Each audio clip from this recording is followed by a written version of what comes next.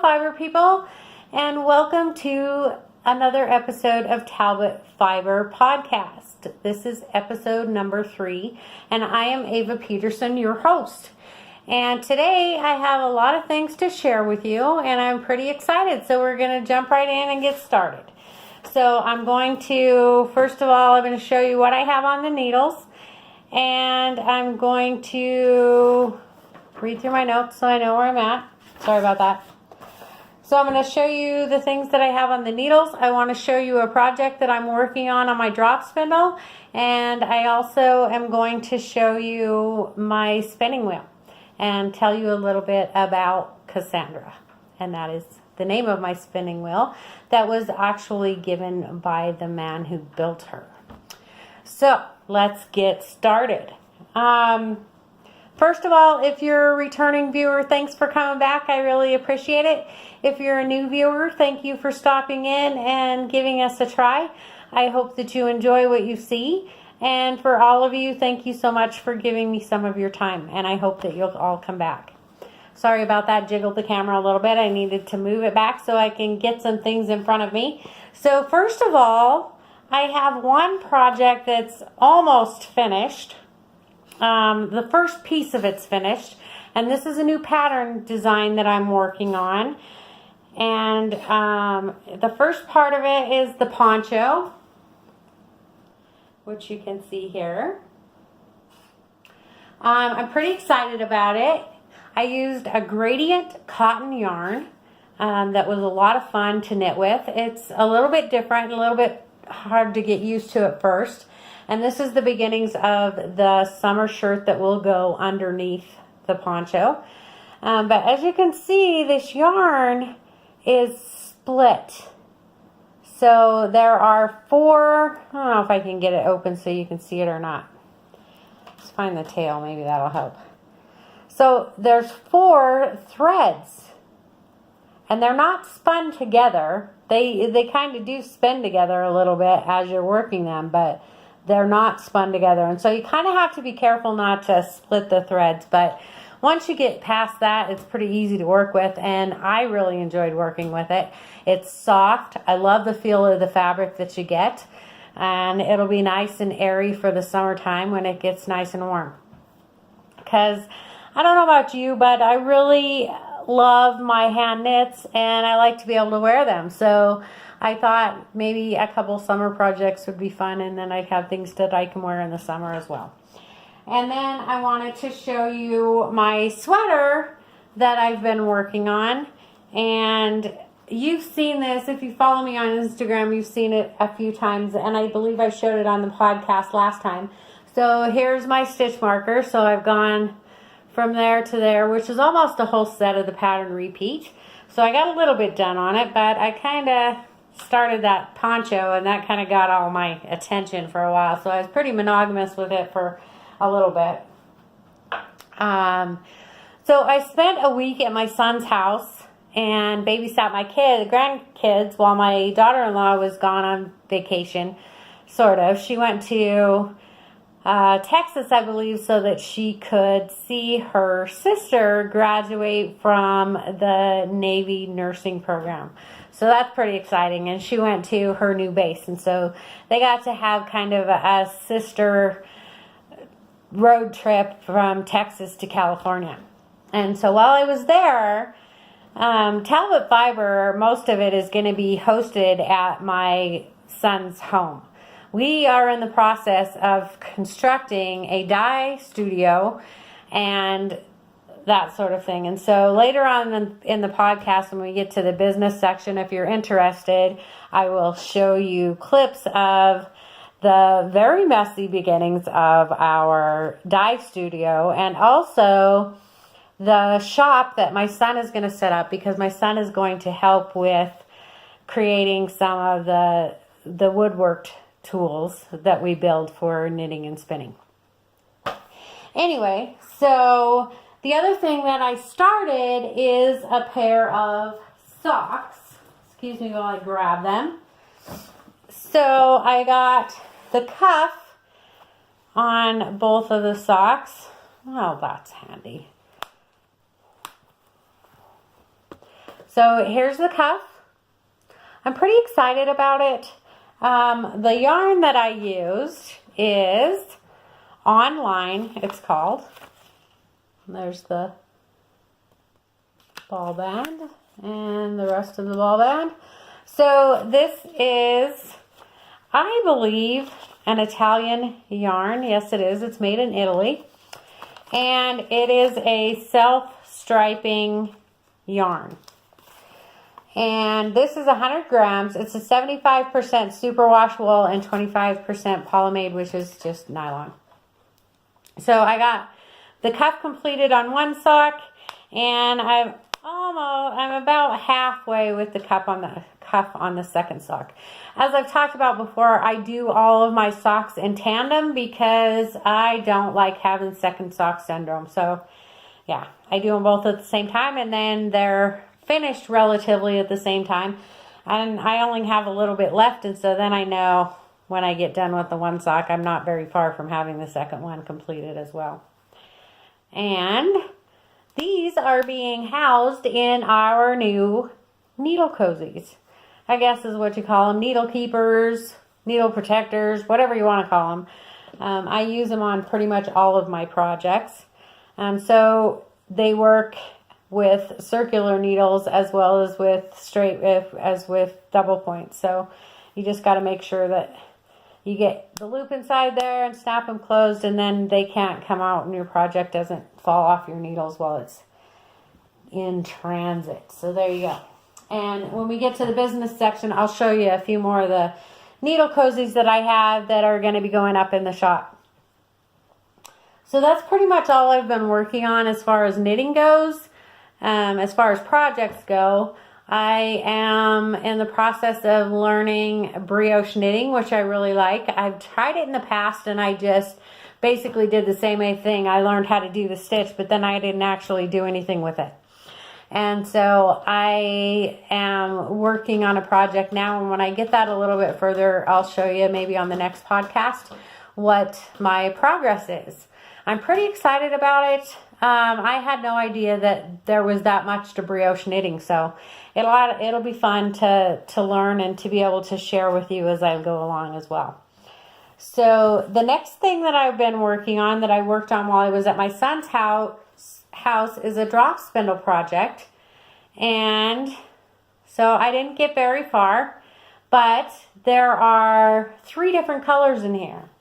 So I will show you that. This is kind of an experiment in spinning. What I wanted to do is kind of try to create a self-striping yarn. To some degree, I think it'll work for the most part. There's probably going to be some overlap because if your bumps of fiber are not exactly the same size, they're not going to spin the same length of yarn.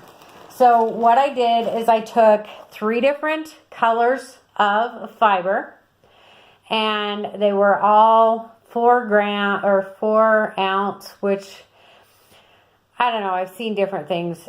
It's a little over 100 grams of fiber in each color. So I took the braids of fiber and I split them lengthwise into 3 equal sections, or as equal as I could get them. And then I put those in one of each color in a pile. Then I took it lengthwise and I pulled it apart in 4 sections. And then I split those 4 sections into 4 strands. So in essence, I ended up with 16 strands in each bundle, and there's 3 bundles. Hopefully that makes sense.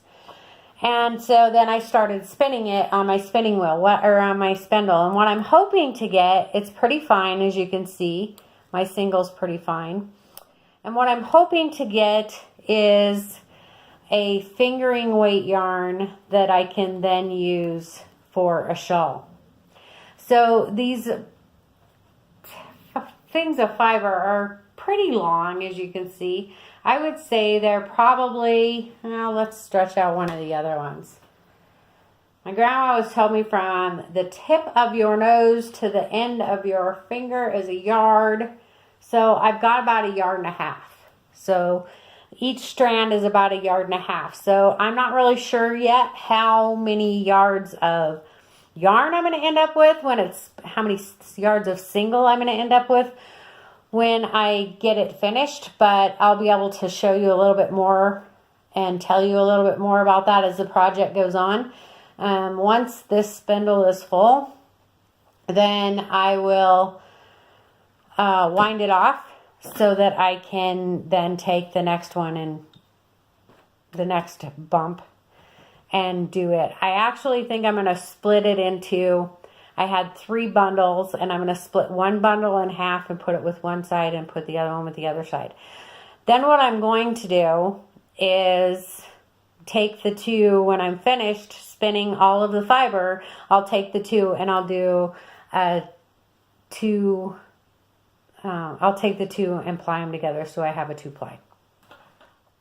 So that's my hope. We'll see how it goes. Okay, so now I'm gonna pause it for just a second so that I can kind of get out my spinning wheel, and I'm gonna take you over and I'm gonna show you what I have on my wheel. So hang on just a minute. I hold this as steady as I can, but it's a little more difficult when I'm off my stand. So this is my wheel. It is called the Cassandra, and it's very, very well built. I really love my wheel. It's a lot of fun to work with. It spins very well. And that is the Lazy Kate that actually comes with it. So it's got, I believe it's called a Scotch tension. I'm not a wheel expert, so I'm not really sure, but I think it's a Scotch tension. And it just goes up over the back of my bobbin. So it's got a nice big orifice. As you can see, I can put my index finger in it. So it's pretty big. And then it's got a nice hole on the top. So that's just almost as big around. I can stick my index finger in it, but it's a little bit more, it's a little more snug. The footman, my pedals. The pedals are really super awesome. So there's these pins that you can pull out so you can move these pedals further apart, or you can move them further together, whatever you want to do. And then there's pegs to keep it in place so it can't shift too far, which I thought was really awesome. I know for some people that are, they have bigger feet or they're taller or whatever, it helps to be able to move those apart so it's totally adjustable. I'm not sure how many holes he's got down here, maybe just the 2, but you could pretty easily drill holes in there and make it a little bit more adjustable for you if you wanted to. These holes are to actually hold some of the other bobbins. There was 4 bobbins and there's 4 holes here. And there's rods that you can put in these holes, and then the bobbins slide down over the top of those. So that's pretty cool. As you can see, it's really pretty. I oil it pretty much with what he suggested. This is the first bobbin that I've spun in a while. As you can see, it's not exactly all the same length, and I'm still trying to learn how to wind it on my bobbin properly so that it looks nice and neat, as this one doesn't. So this one is the second bobbin, second half of that yarn. So hopefully I can get that one to spin on a little bit more even. You could use it whether you're right-handed or left-handed. There's hooks on both sides, so it doesn't matter which direction you want to go, right-handed or left-handed. This is for adjusting my tension. As you can see, there's the thing going over there, this cord going over the top. This cord is I think it's kind of a jute of some sort, but I'm not really sure. But basically you can use it, you could use any kind of cording that you want. If it breaks, you can just put a new one on it. You can buy balls of it at Walmart. They use it for doing like macrame type jewelry and that kind of thing. And the springs, you can get a new spring at the hardware store. Pretty much everything on this you could almost you could get at the hardware store to replace. You lose one of your Carter keys, you could get new ones at the hardware store.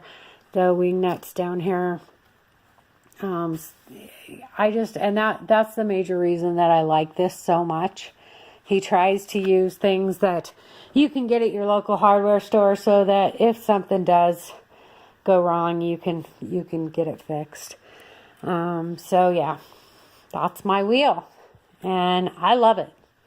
It's a great wheel. It's a lot of fun. We've spent a lot of hours together, and we'll spend a lot more, I'm sure. So there you go. Back to the main video.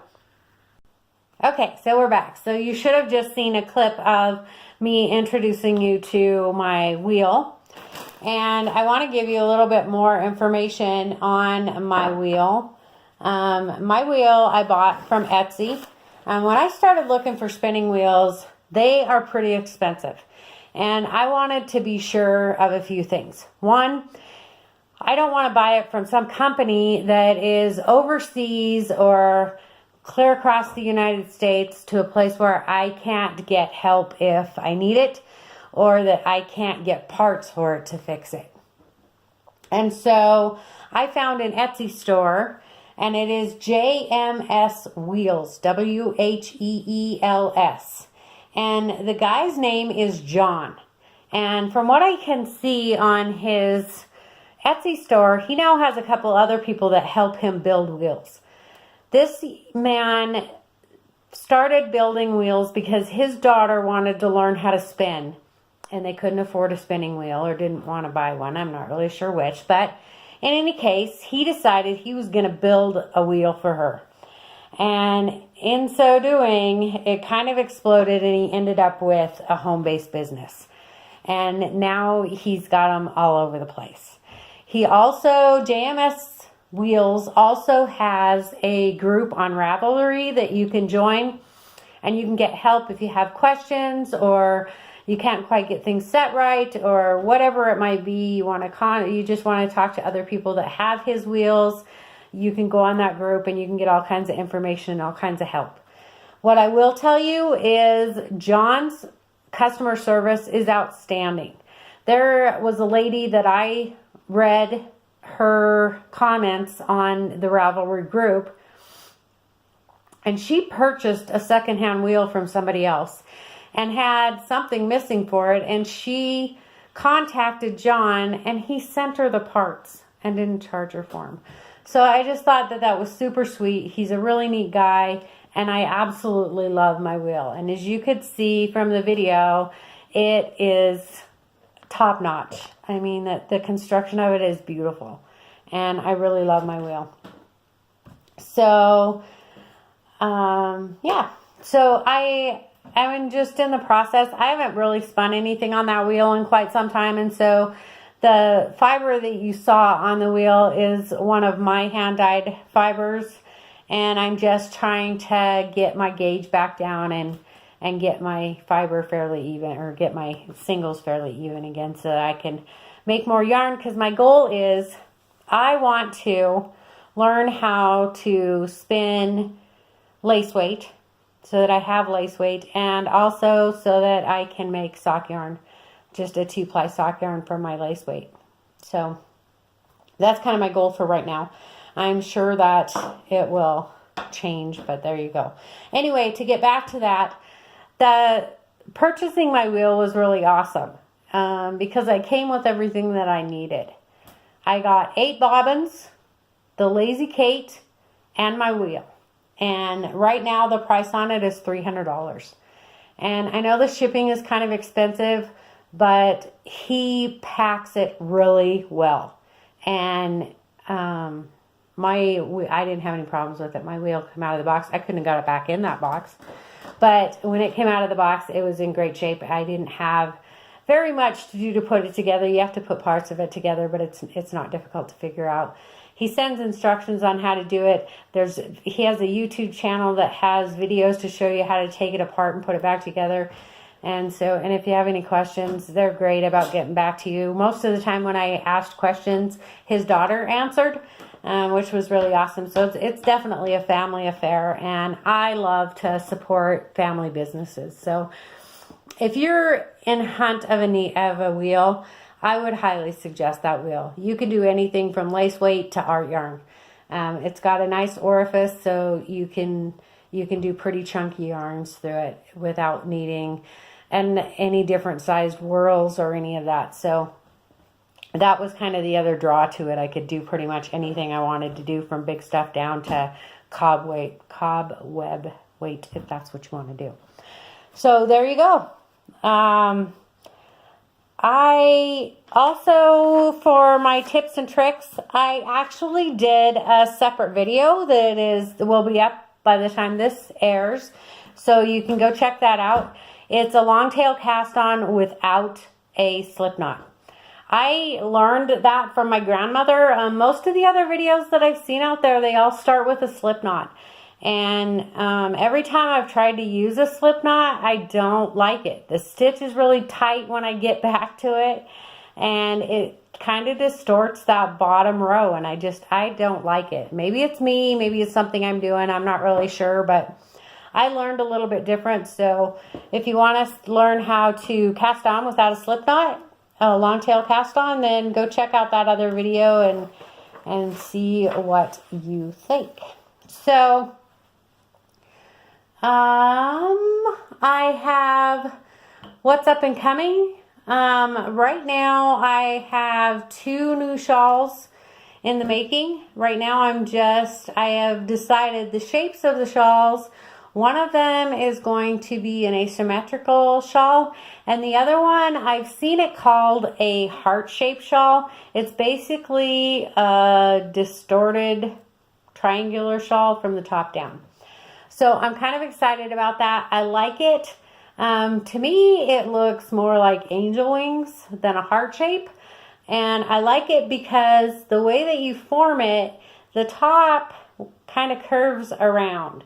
And so when you're wearing the shawl, it lays really nice around your neck. So anyway, that's the 2 that I have coming. And then the socks that I showed you that are pretty mapped out. Yeah. I think that's pretty much all that I've been working on. So I also wanted to share a little bit more about me. I haven't really talked too much about me personally. I am engaged. We will be getting married pretty soon. And much like my partner's entire life, it's based on the weather. And what I mean by that is we actually live on a working ranch. And he has worked at this ranch for 27 years, so a very long time. And it is a cattle ranch, so we raise beef. And it's pretty interesting lifestyle. I've only actually lived on the ranch for a short time. I've gone through the calving season this year and learned a lot about that. And I love it out here. I absolutely love it. As far as when we're getting married, the reason I say that is because we are going to float down the river and get married while we're floating down the river. And I am very much a nature person. I love being in nature, and so does he, obviously, because of what he does for a living. But the river in Montana where we want to get married is pretty high right now, and so we kind of got to wait for it to go down. Basically, we're just going to have a family gathering. We're going to get married as we're floating down the river, and then we're just going to have a family barbecue. Both of us have been married before, and so it really isn't so much about getting married as it is just pledging to each other. Let's put it that way. So it's a very personal thing, and we just kind of wanted to keep it that way. So I told you before, I am a mother, I'm a grandmother. I have several grandchildren and several children as well. And I've been crafting pretty much my entire life. I was in bluebirds when I was pretty young. We did a lot of crafting in that. and I've been around crafting women my whole life. And my mother, my grandmother, my great-grandmother on both sides. And so I've just been around a lot of creative women, and it's kind of, my crafting was acquired. It wasn't really something I learned. It was more acquired because it was so ingrained in my life, and I had so many people that did it that it was just a natural part of life. Everybody crafted. For whatever reason, my sister didn't get most of that. She loves to crochet, and she can crochet. She is fast. And I've never been able to get as fast as she is at it, but boy, she can really do it. In fact, I wanted a king-size blanket for my bed, Afghan, and I bought the yarn for her and begged and pleaded and said, please do this for me. And she did. And she had it done in like 2 weeks. Kid you not. King-size, and it fits over both sides, and it's long enough that I can wrap it over the top of my pillows if I want to. So it's quite big. It's even an oversized king-size pillows or Afghan. So she's pretty talented when it comes to crochet, and she's awesome at a lot of other things that she does. She just didn't quite get into the crafts the way that the rest of us did. So that's a little bit more about me. We are just wrapping up our calving season, and so we just pretty much got done and got all of the calves branded and getting them ready now so that they can go up to the grazing land for the summer, and then we won't have the cows and stuff to take care of so much, but that definitely doesn't stop the work around here. There's a lot to do. So I kind of went through that pretty fast. But I don't really have a lot more to tell you as far as that goes.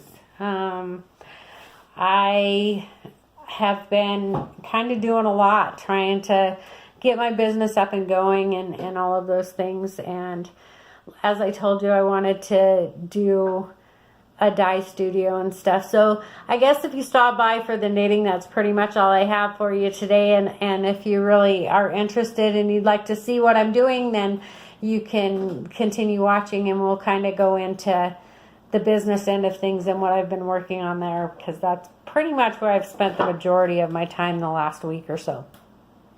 So, as I said, we are going to be dyeing fiber and yarn.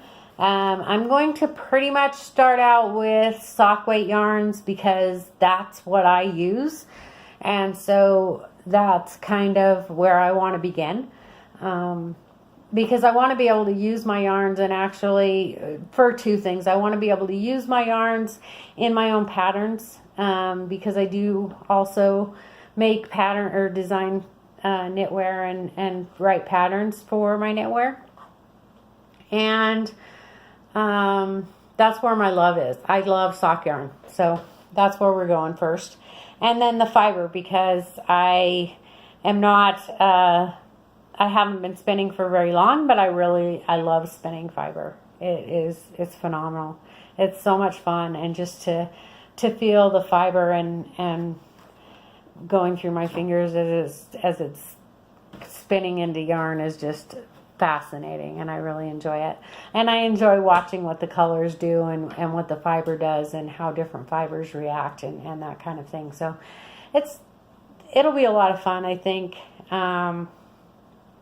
My biggest problem is I have, as I told you last podcast, there is a really awesome shop in Dillon that I just found for knitting, but I don't have very many places close to me anyway. There's places in Montana, but not close to me that I can get fiber. So I am going to dye it.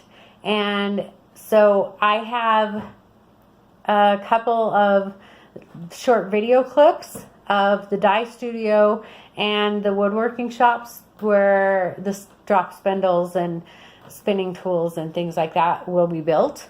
And so I will insert those here for you to watch.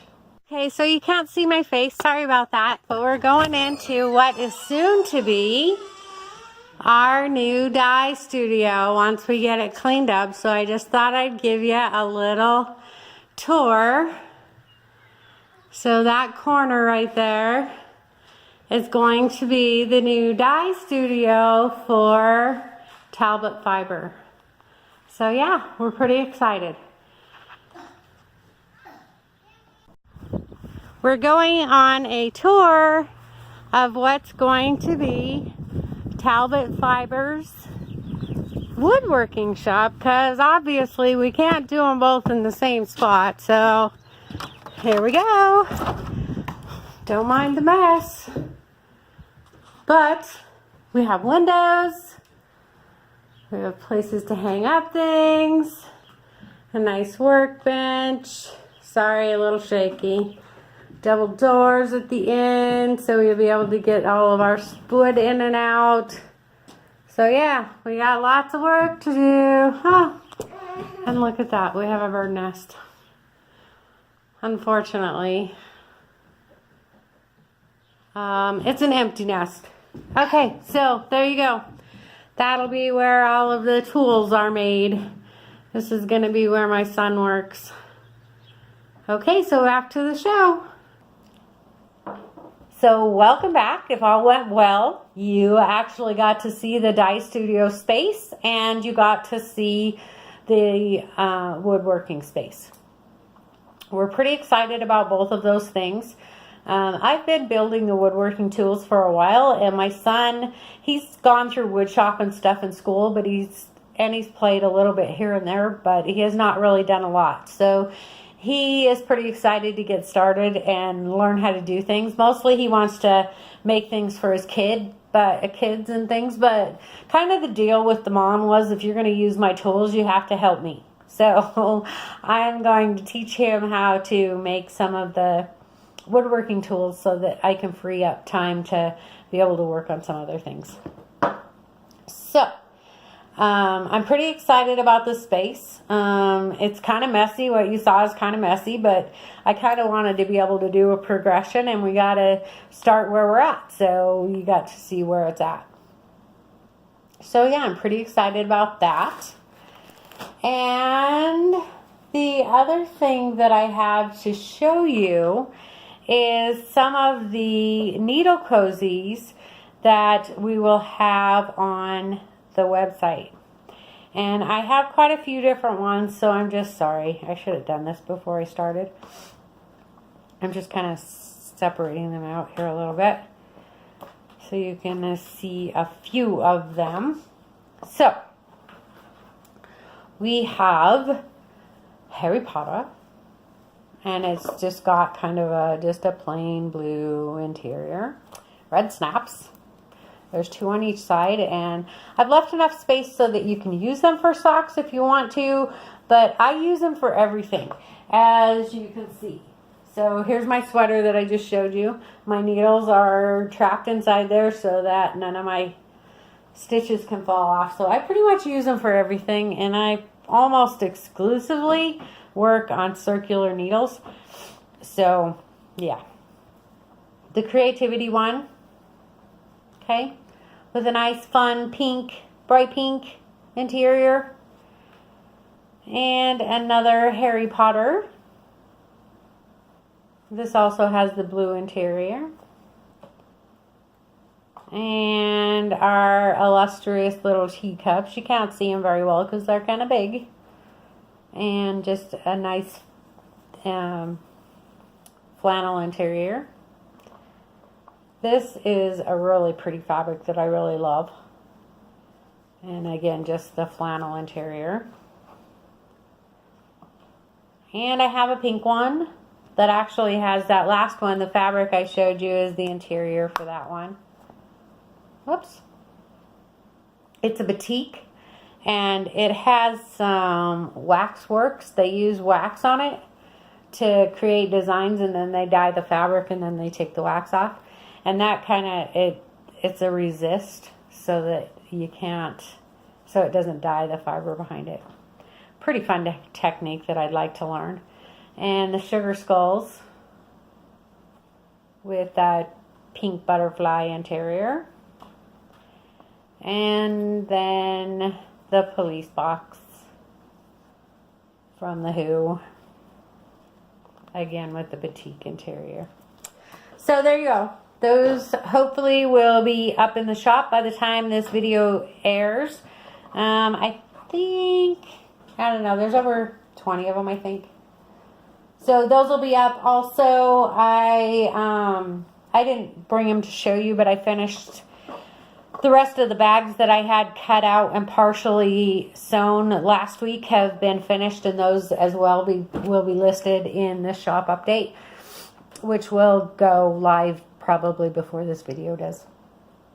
So that is about all that I have to show you today. It was a pretty short video, but I have been extremely busy, and most of the stuff that I did I can't really show you so much as I can tell you, I guess, but a lot of it's just research and finding different suppliers for different things and that kind of thing. So our yarn bases, as I said, we're going to start pretty much with sock weight yarns.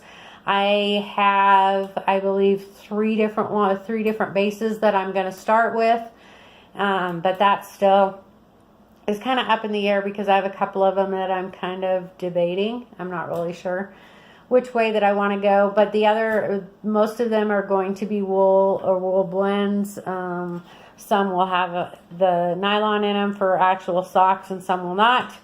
And then we're also going to be doing cotton. So I have a lot of research to do on the cotton because that's a little bit harder to find.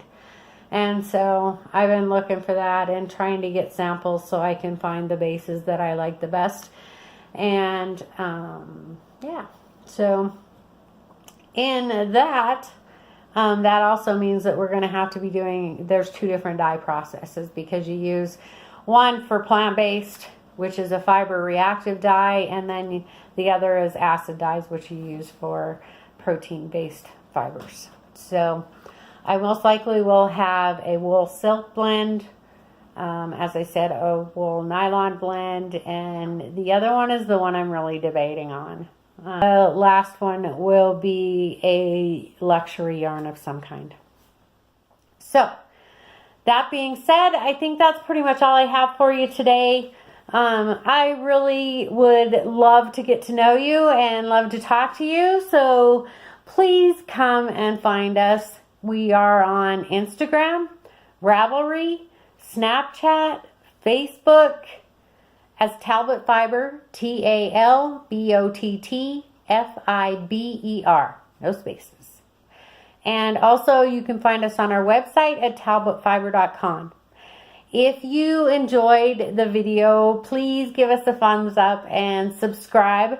Don't forget to hit that little bell next to the subscribe button so that you'll be notified when we put up new videos. And I hope to see you come back again soon. So have a fun, fiber-filled day. Bye.